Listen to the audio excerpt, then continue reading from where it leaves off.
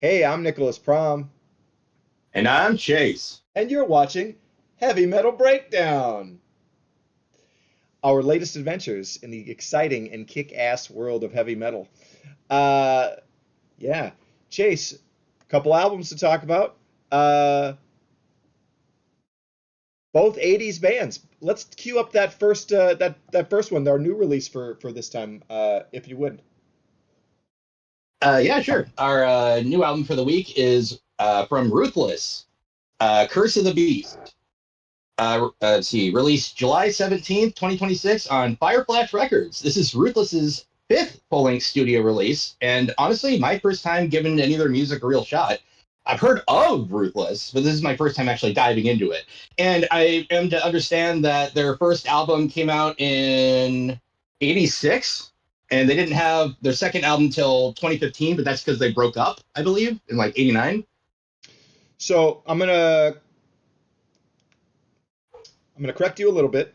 So Oh, go for it. So, so in 1984, they had their which is a real classic, well-regarded release, their EP Metal Without Mercy. And yes, they had a full-length Discipline of Steel in 1986. Yeah, broke up in 1988, reunited in 2008, 20 years later. Okay, and this is their fourth full-length since reuniting. It is their fifth full length album. So yeah, just to clarify on a couple of those points. And I will say, although a couple of their newer albums are not on streaming, I was able to check out at least a couple songs from those. Did you go through the back catalog, Chase? Yeah, I gave it a couple songs per release. Oh, okay. You didn't do the full dive. Okay. Yeah. I know there was a couple albums I couldn't find more than a couple songs from, but Metal Without Mercy and Discipline of Steel are, hey, that's some solid '80s metal. And honestly, so is Curse of the Beast. This is, it's like we're not reinventing the wheel here, but we are, Yeah. but it is fun. It definitely feels like the genuine article, and I'm never mad at an '80s metal band coming back and putting out, you know, really quality material like this. This is fun. Um, what were some of your initial impressions? I hadn't spent tons of time with this band in the past. I'm not gonna lie.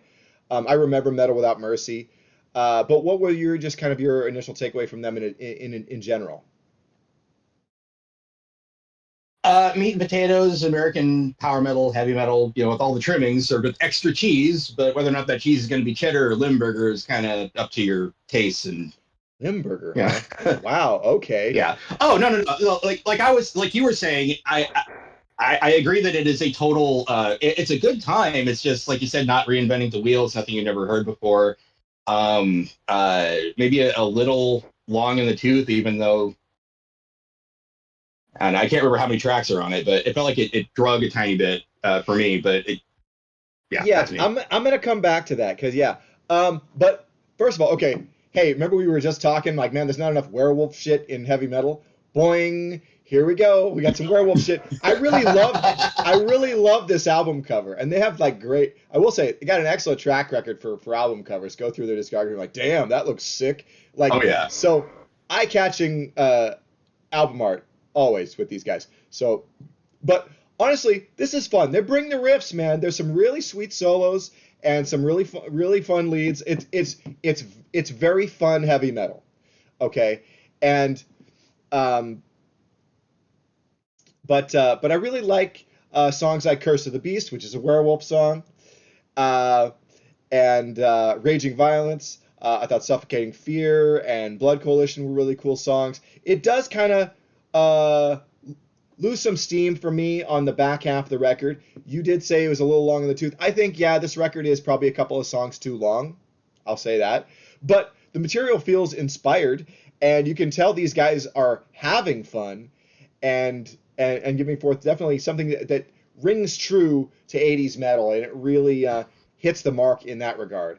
Um, and closes with the Judas Priest cover. I'm never mad at a Priest cover. It's a pretty decent cover of Metal Gods. Um, but Chase, you go. Some thoughts about this album?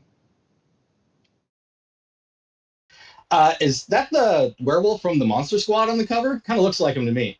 Uh, Sure. I don't know.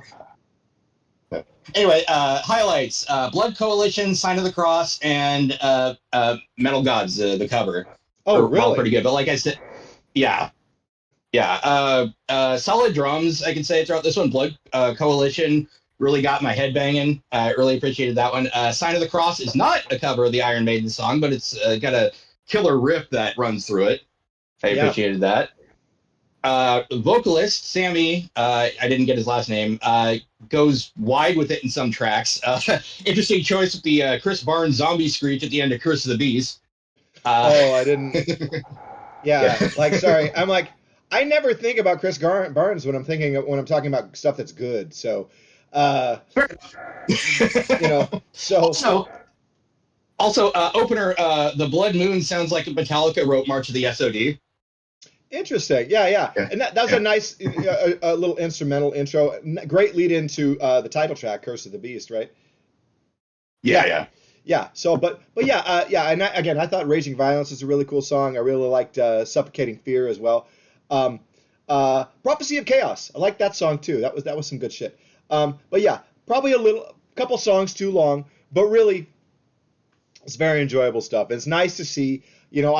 I love seeing bands from the '80s come back and putting out like cool material like this. And so more power to Ruthless. I mean, they've been back together longer than they were together in the '80s. So like, and that's kind of interesting too. But the original singer and original drummer, and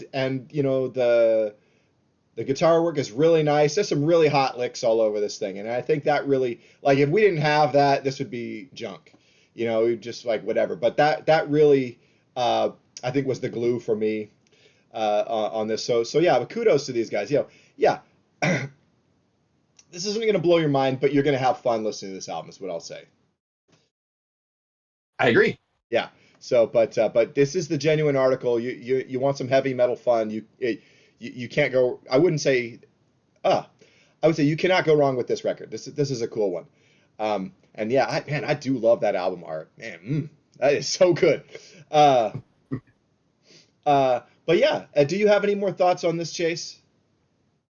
No, I think we nailed it. Okay. Yeah, some stuff's just like, hey, pretty good stuff. But again, like, yeah, this is uh, a good album, but not something that I'm gonna be like raving about, in years to come. But still very cool. But something I think that our next segment, we got an album that we'll be talking about forever, and with good reason. Chase, would you tee that up, please, for Chase's classic album?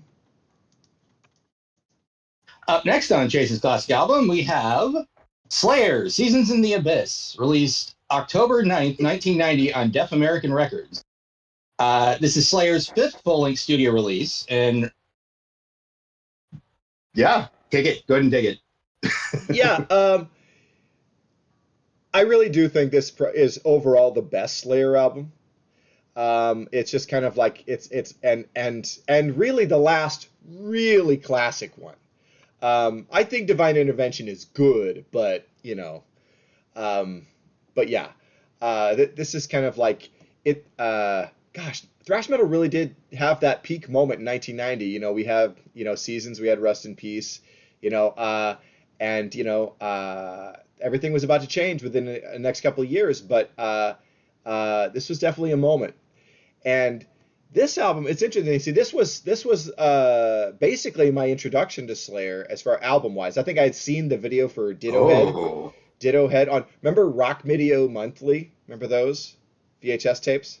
vaguely, yeah. Okay, yeah. Yeah. Okay, there we go. Yeah. Okay, so my buddy had some of those that his cousin gave him, right? And that's where I would see some of these bands, and that's I saw the Ditto Head video. Okay, but other than that, this was my intro to Slayer. Somebody just gave me just the CD.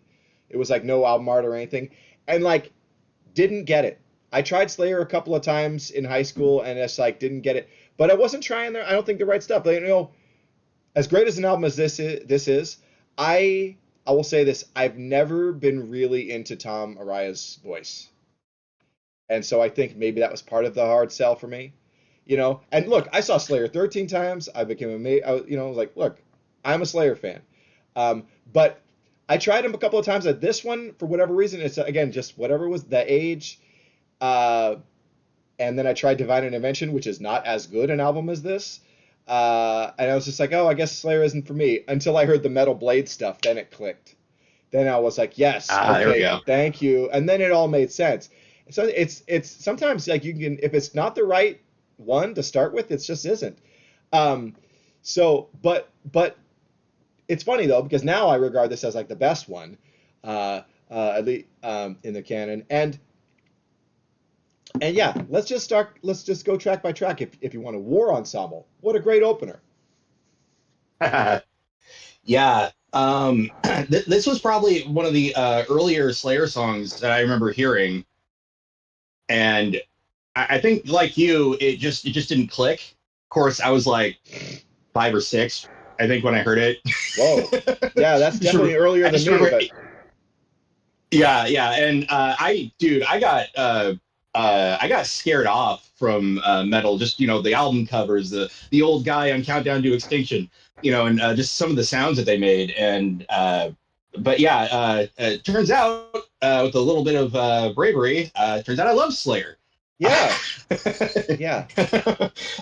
But what I wanted to say real quick, also before we get into more of the tracks there, Dave Lombardo, my beloved, this was the last song, the last album he was on until 2006's Christ Illusion. Yeah. The 5 interim albums, he was replaced by oh God, Paul help me out. Bostaff. What's his name? Paul Bostaff. Paul Bostaff. Thank you. Yeah, from Forbidden. Yeah. Bostaff is you. great. God damn. Bostaff is great. And it's and here's the thing, and it is really not fair that he gets basically treated like an also-ran because he's not Dave Lombardo, he's not Gene Hoglan, but he is a great drummer. Yeah. Yeah. No disrespect. He's just sitting in the seat as somebody who people really got used to. And yeah, well, it's just like people love Pete Sandoval in Morbid Angel, and if Bostaff had played in Morbid Angel, that'd be cool. But people are like, oh, because it's not Commando Pete. There's always going to be that, unfortunately. But I have a drumstick from Pete Sandoval too somewhere. But anyway, but yes, awesome. But yeah, but War Ensemble, great song, great opener, love it. It's a great way to kick the album off, and one of Slayer's best songs, really. Then track 2, Blood Red, got such a cool riff, like like that's such a neat. I don't know. I love that. And yeah, Blood Red's really good. It's so funny. We saw the second time we saw Slayer together, and the first time we saw them as friends. Slayer performed Seasons in its entirety, and so we saw all those songs live. And it's so funny. The other day I was thinking, like, I wonder if they ever played Blood Red live. And I'm like, yes, because I saw them play it. Okay, yeah.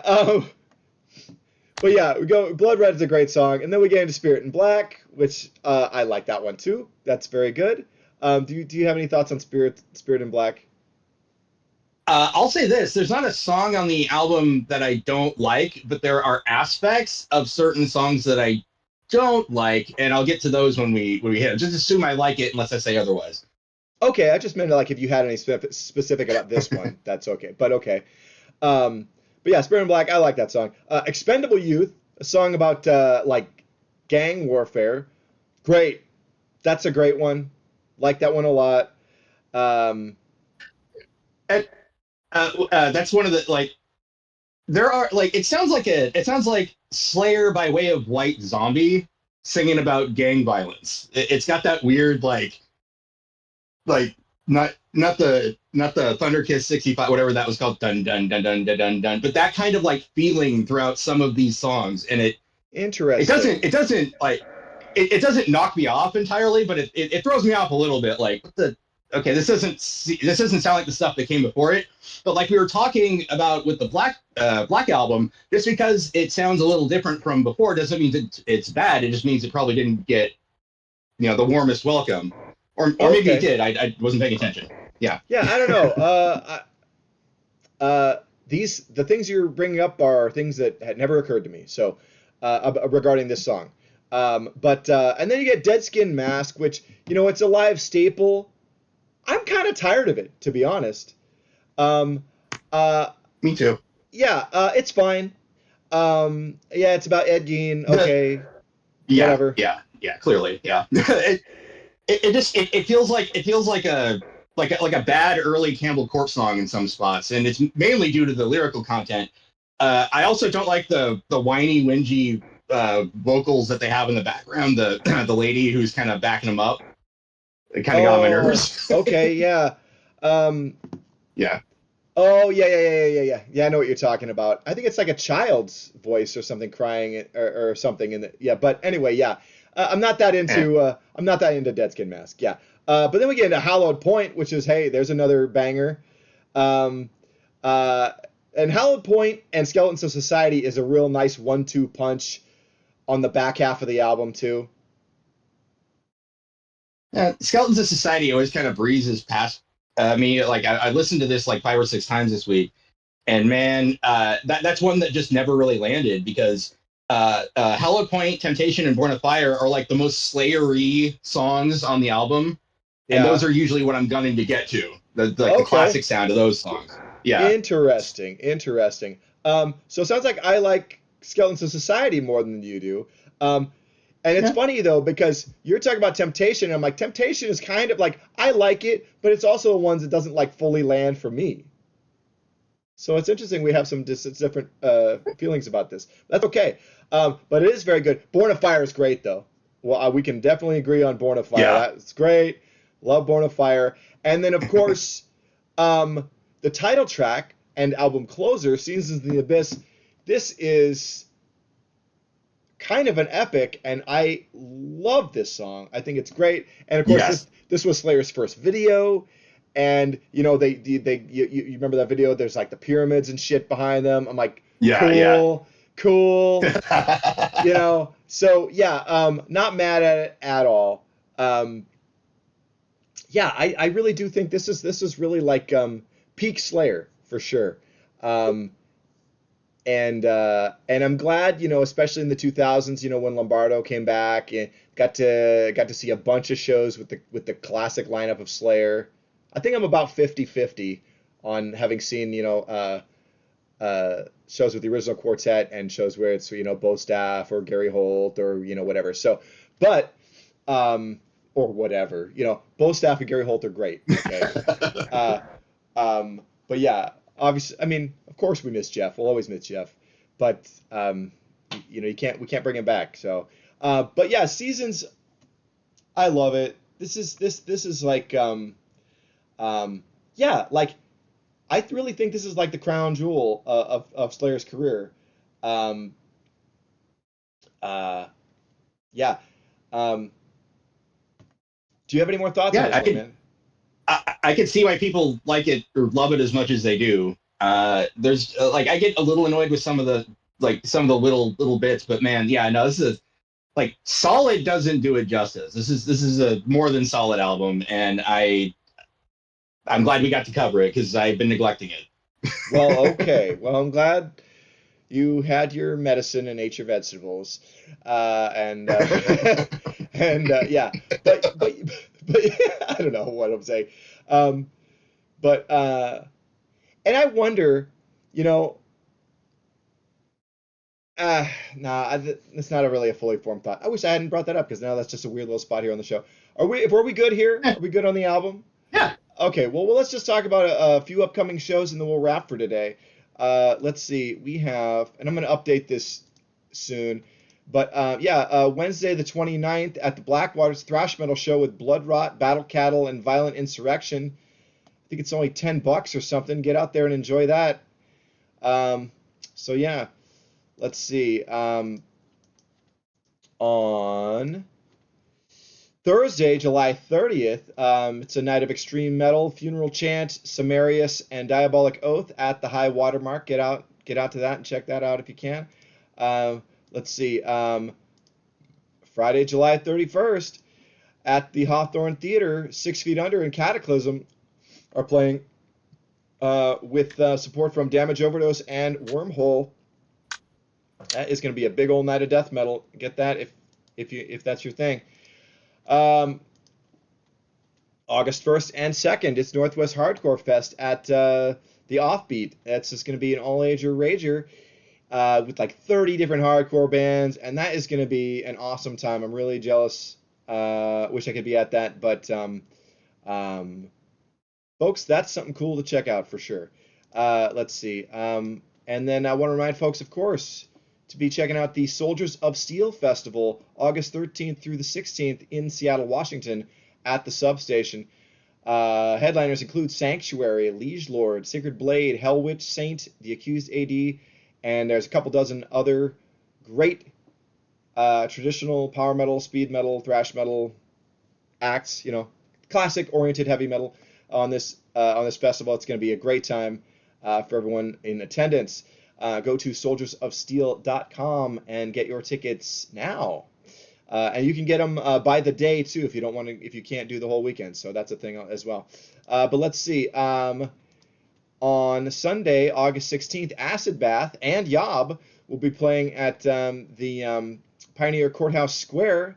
So if you want your doom metal doomening in the summer, go get that. And go do that. Let's see. Friday, August 21st at Dante's, Stainless and Solicitor. Love Solicitor. Stainless, also great. And support from Wizard Cage, a band we like a lot. That is going to be a great night of heavy metal. If you can do it, go to it. Let's see. And then I want to remind folks about Coven playing at the Hawthorne Hideaway on Saturday, August 22nd, with support from Headless Pez, Imperiosis, and Dead Nexus. That's going to be a great big night of thrash metal. So dope. Get out to that. Of course, Coven, classic 80s band, and we love them. Whew, they are Northwest legends, and deservedly so. But yeah, that's going to be the show for this time. Chase, would you mind hitting us with a sign-off? Pretty please. Sure thing. Thanks for watching Heavy Metal Breakdown. Like, comment, subscribe, and remember, twisted, warped, deranged, I see, the world's corrupt insanity. Okay. And thanks for watching, everybody. Good night.